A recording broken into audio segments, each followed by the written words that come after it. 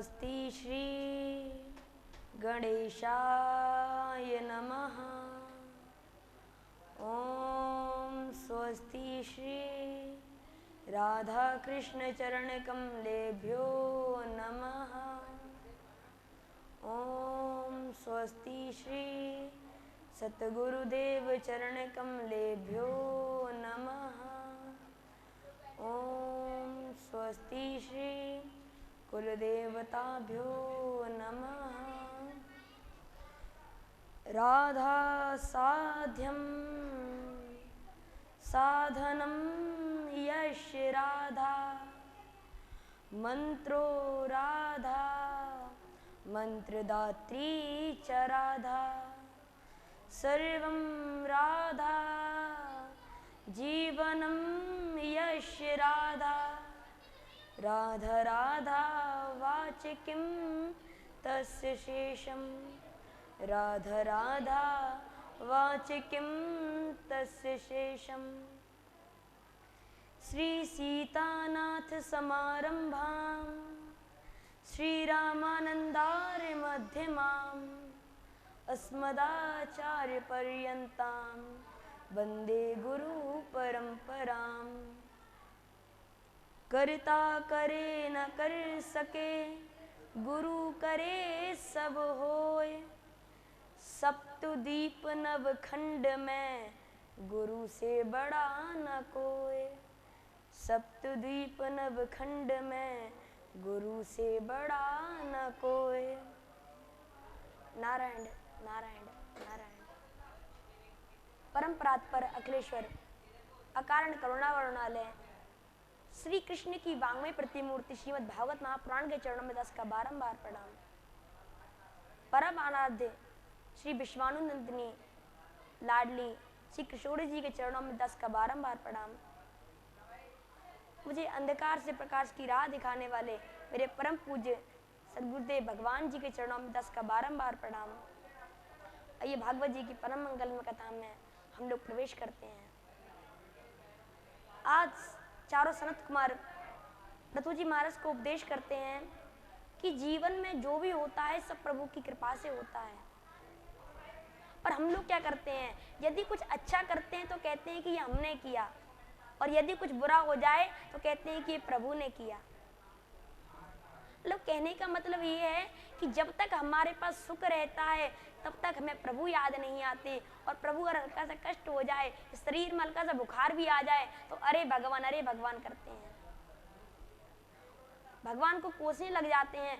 उसी प्रकार मुझे बड़ा सुंदर दृष्टांत याद आ रहा है कि एक संत थे और उन संत का बहुत विशाल आश्रम था। उस आश्रम के अंदर एक बेर का वृक्ष था और उस बेर के वृक्ष पे बड़े सुंदर सुंदर बेर थे।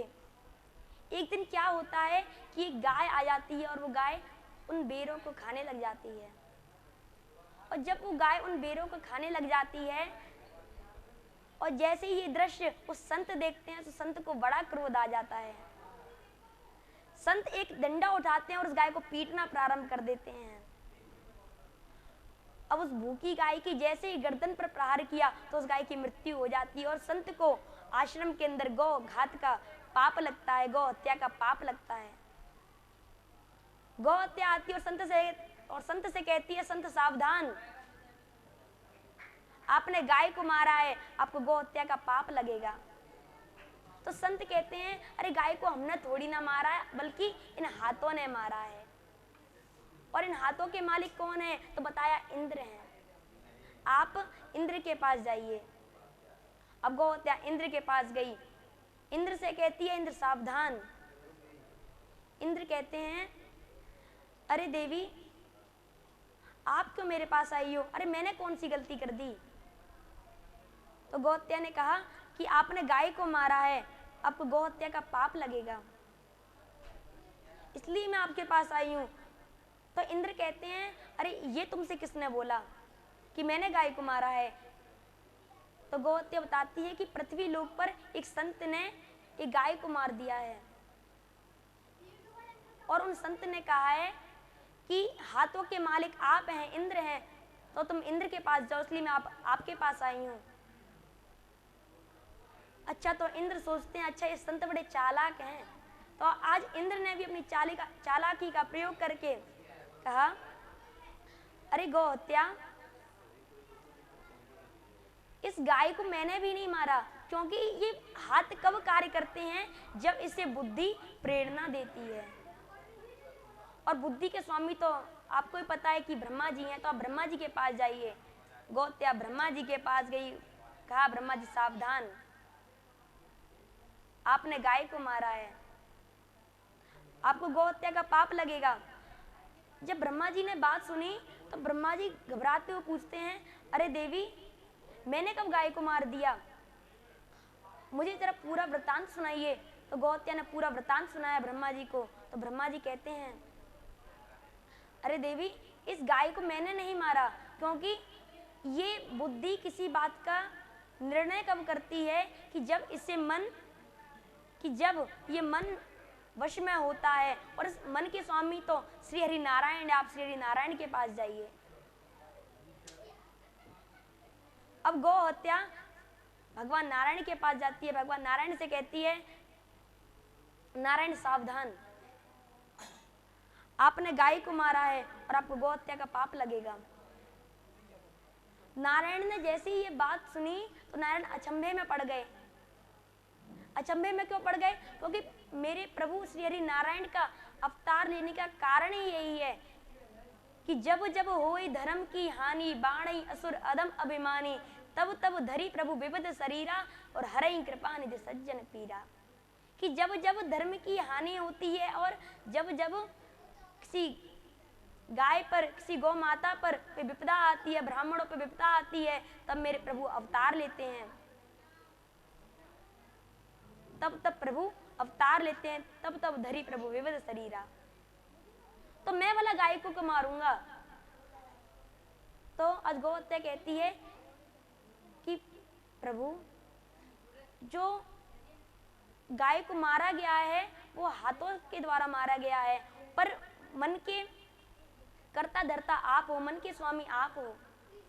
तो नारायण कहते हैं, अरे गौ हत्या, आप मुझे पूरी बात विस्तार से बताइए और स्पष्ट बताइए।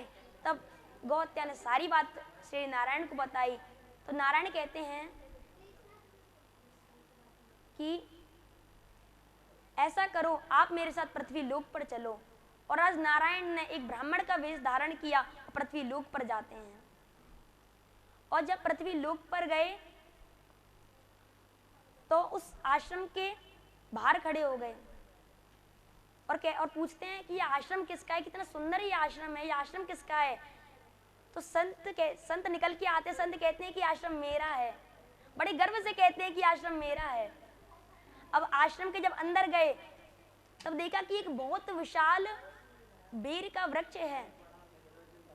जब पूछा कि ये बेर का वृक्ष किसका है, तब पूछा कि ये भी प्रभु मेरा ही है, ये भी ब्राह्मण देवता मेरा है। मैंने अपने इन्हीं हाथों से इस पौधे को लगाया था और आज ये इतना बड़ा वृक्ष बन चुका है। तो आज मेरे नारायण को क्रोध आ गया। नारायण कहते हैं कि जब ये आश्रम तुम्हारा है, ये पौधा तुम्हारा है, तो गौ हत्या भी तुम्हारी होगी। और आज गौ हत्या को आदेश दिया, गौ हत्या जाओ और इस संत पर हावी हो जाओ। और आज गौ हत्या गई और संत पर हावी हो गई। और आज उस संत को एक प्रेत योनि मिली, भयंकर प्रेत योनि का वो भागी हुआ। इसलिए बंधुओं, हमें कभी भी ऐसा नहीं करना चाहिए। हम चाहे अच्छा करें चाहे बुरा करें, सब प्रभु जी को समर्पित कर दें।